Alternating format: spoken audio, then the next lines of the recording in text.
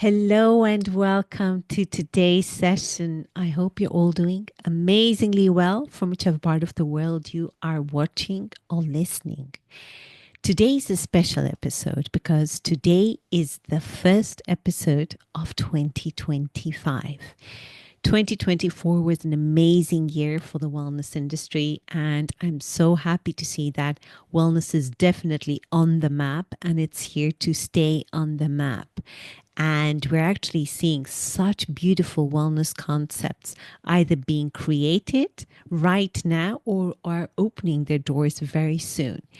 And I can't wait to see what 2025 has in store for us, not only now, but also in the coming years. So very exciting times ahead for our industry.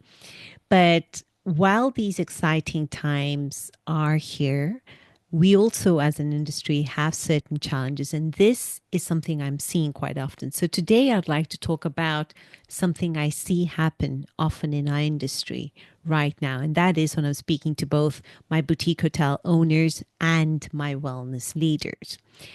And here's the problem. They all seem to find wellness very intangible. So today I'd like to tackle why wellness feels so intangible and how we can fix that. So if you're a wellness leader, you've probably said something along the lines of, there's so much value that wellness adds to our hotel, but I can't get my owners or GM to see it. They only care about profitability and numbers. And if you are a boutique hotel owner, this might sound familiar to you. Like, I know wellness is important and I believe in it, but it feels more like an intangible benefit than a real business driver.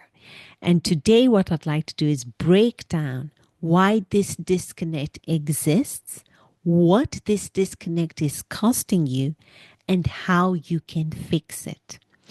And by the end of the session, the idea is that you think of wellness's value in a very different way. And you convert wellness from being this department that can sometimes be challenging or very difficult to measure its value into something that is a true asset, and not only paying lip service to it, but really understanding and seeing its value. But to start off with, I'd first like to talk about what I have seen, in the 20 plus years in this industry, having worked across 40 projects, is that when we're trying to evaluate wellness's success, we are using metrics that only tell half the story. So here's what typically happens. Wellness leaders get caught up in creating the most amazing, transformative wellness experience with all the bells and whistles. And they are so fixated in creating these magical moments. So they focus so intensely on that wellness experience that they miss something incredibly important. That whatever they deliver needs to deliver profitability, and the guests must love their treatments and services. So they believe that if the experience itself, what they have created, is wow and exceptional enough, the business results will naturally follow. And that couldn't be further away from the truth. Because without this solid business foundation, even the most amazing wellness experiences simply can't survive. They simply aren't commercially sustainable. And on the flip side, we have owners of boutique hotels and GMs who often get this kind of tunnel vision, and they're so fixated on specific numbers. So they look at treatment revenue, utilization rates, direct profit. So they're so focused on these hyper targeted metrics that they miss the bigger picture of how wellness drives value across the entire property. So they don't see how it influences room rates, length of stay, repeat visits, brand loyalty, and market positioning. And here's the irony: an asset, by definition, has both tangible value, so value you can measure, and intangible value, value that you can feel, but you can't quite quantify. And wellness can and must have both these values. So when we look at both sides, wellness leaders focusing on creating that exceptional wellness experience, and boutique hotel owners and GMs focusing on creating a business that is commercially sustainable, we see that both these sides are missing opportunities by having too narrow a focus. Wellness leaders need to embrace the business side of wellness without losing their commitment to exceptional experiences, and hotel owners need to look beyond the direct revenue to see wellness's full impact on their entire property. And the truth is, neither party has been taught to think the way the other party does. So, wellness leaders think about making their wellness experiences so exceptional, but they miss the business aspect because they have never been taught the business aspect of the business side of what it requires to make wellness successful. And that is not through any fault of their own. Technically speaking, there is not much education. There are not many toolboxes of facilities or services available for wellness leaders to upskill themselves on the business aspect of wellness. And hotel owners definitely see the value of wellness, but they're so fixated in the numbers that they completely lose track of the intangible value that wellness is bringing to the entire ecosystem. And the reason they miss that is because they have never really been told in an effective way what impact that intangible value has on their property, not only today, but well into the future. So the problem isn't that wellness lacks tangible value. The problem is that we're not measuring its full impact. So let's think about it. When wellness is done right, guests stay longer. They spend more throughout the entire hotel. They come back more often because they've created that connection with your team. They tell others, more like minded people, more conscious travelers, about their experience. And as a result, you get more of your ideal guest coming to your hotel. And these people choose your hotel specifically for its wellness offering. So this is where you're creating that loyalty. But if you're only measuring direct wellness services revenue, you are missing all of its additional value. And this is why I developed what I call the 3 dimensions of wellness value, this framework. So if we look at when we're trying to measure the value of wellness, we look at it as a triad. So these 3 dimensions. On the one side, you have direct revenue. So that includes revenue from your treatments, your services, membership fees, retail sales, any packages that you are creating. That is all related to the direct revenue. You also have the indirect revenue, so the impact on room rates. Let's assume your hotel has a full-blown spa facility, you're including yoga sessions in the morning, and that has allowed you to bump up your room rate, let's say 10%. Second, your effect on occupancy. People are more likely to mix, for example, a business visit with a leisure visit if it's actually promoting their well being, which results in higher occupancy. You also have higher length of stay. That increases because people want to stay longer, they're more comfortable in your property. And on top of that, the longer they stay with you, the more likely they are to spend in other departments, for example, food and beverage. And the last dimension of the wellness value is strategic value.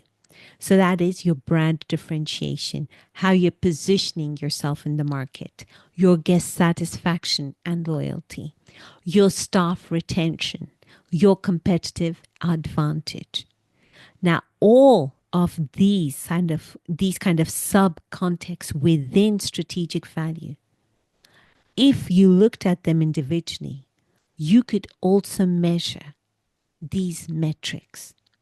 And this is what makes wellness's intangible value. So this value that you feel that something is done right, but you just can't measure it. You turn that intangible aspect to a more tangible aspect. So when you measure all three dimensions, that is direct revenue, indirect revenue, strategic value, that is when something remarkable happens. The intangible becomes tangible. And to give a real life example, and I talk about this in my book, The Wellness Asset, and I refer to this hotel as Hotel Innovator. So it's this 30 key boutique hotel in Spain in one of a beautiful wine region. And I talk about how they approached wellness differently. So instead of treating wellness as just another department, they viewed it as an asset that could drive value across the entire operation. So they were not only focused on short-term profitability, but they were very focused on the long-term return on investment. When we deep dove into the numbers, we saw that you wouldn't get your return on investment nor in 7, nor in 10, nor even in 15 years. We were looking at the 20 to 25 year mark. Now, those of you listening thinking, is she mad? These people are looking at a 25-year return on investment, and not to mention all the capex expenses that have to go into a facility that was so costly to build in order to keep that facility in top working condition. And here's why that wellness offering is having so much success. Here's what they did when they made wellness a critical part of the entire asset ecosystem. Here are the results they got within the first year of operation. One, they trebled their average daily rate of the hotel. They doubled their occupancy.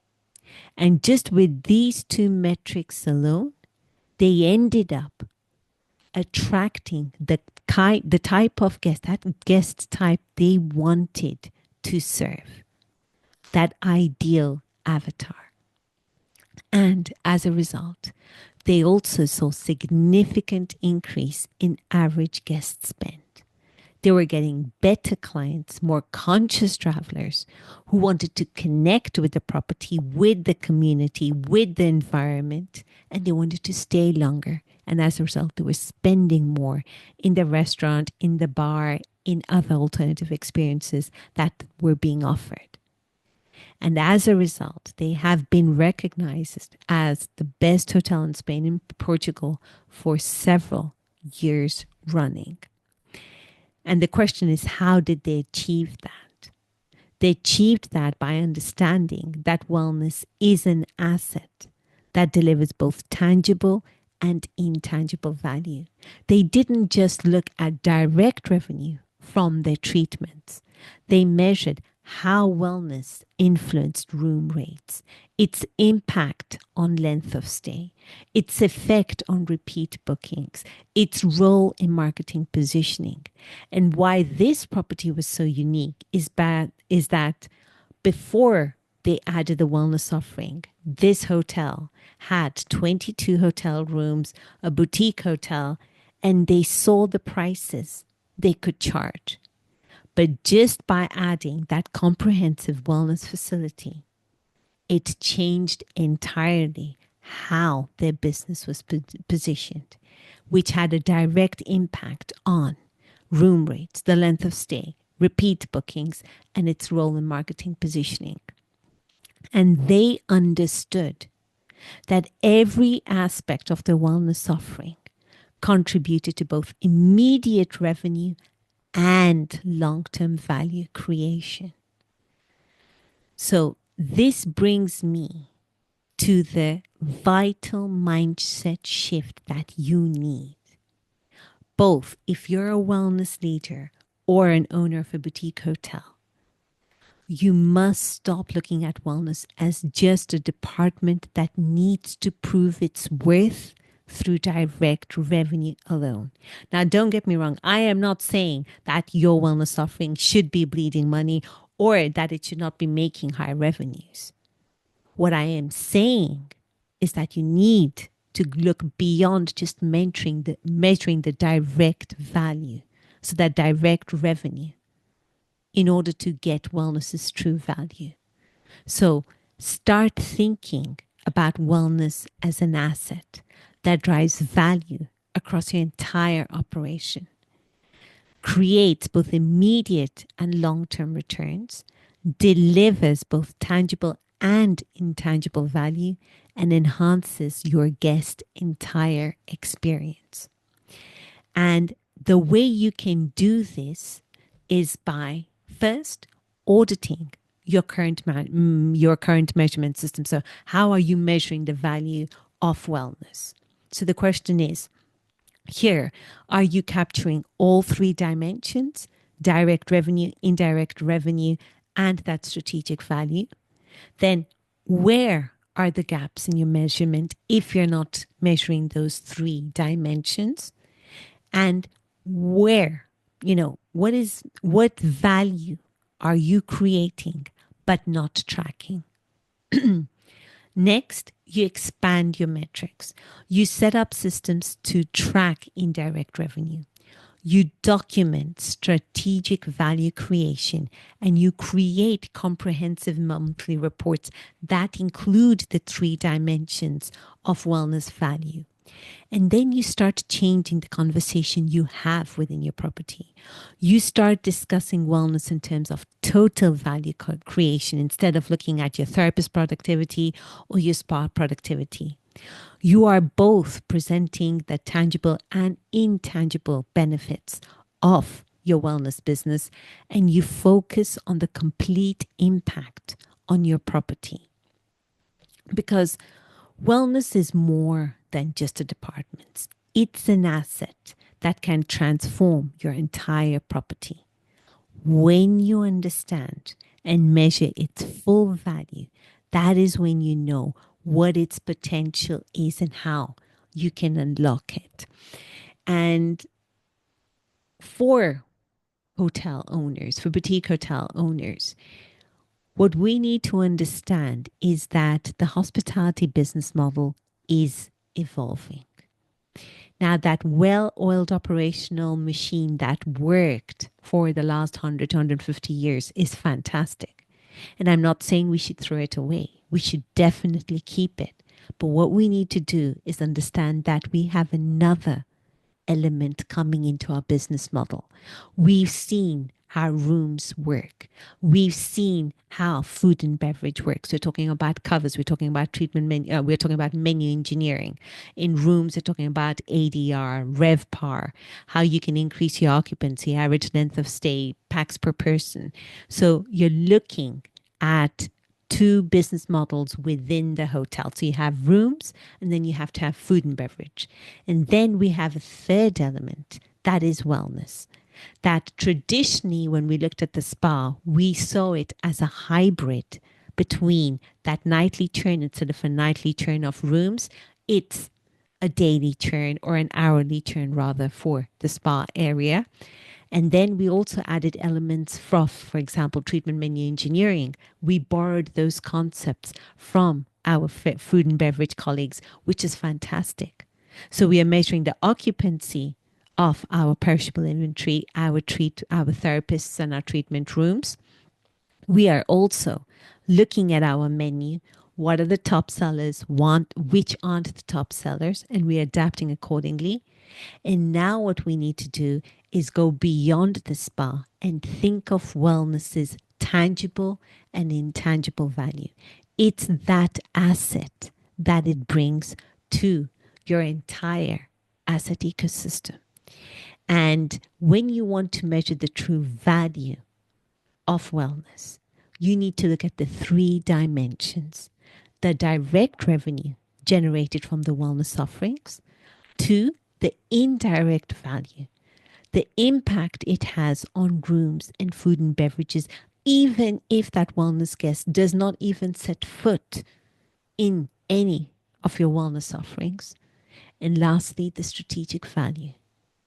Does it allow you to tap into a target audience that you want to cater to, not only today, but growing in the next few years?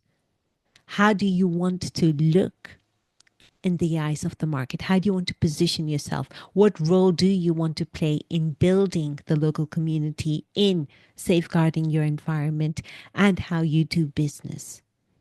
And what helps you do that is wellness. So wellness might feel intangible, but once you start diving into the three dimensions of wellness value, you will definitely make that intangible very tangible. And both hotel owners and wellness leaders, you both want the same thing. You want to attract proud teams who are going to give their best to your guests. You want to deliver your guests transformative experiences each and every time. You want to open the doors, show them your way of living. And ultimately, you want them to go back transformed in some shape, way, or form. Back home, their lives are changed. And lastly, you want to create a business that is commercially sustainable. You just don't want to do business for the sake of business. It's not only about profitability, but you also see that this is a legacy you're leaving. And if you create a liability, this is going to burden future generations. So if your business is not commercially sustainable, you will not be able to give to your local community the way you want. You won't be able to give your people in the way you want, and you won't be able to look after your environment the way you are obliged, your moral duty to do so. So this is where we're talking about wellness's value. It feels intangible because we're looking at it in a different way. We're only using metrics that measure half the story. But we need to look at the three dimensions of wellness value to make wellness feel less intangible and to show its tangible value. And on that lovely note, I wish you all a beautiful day ahead. Take care now.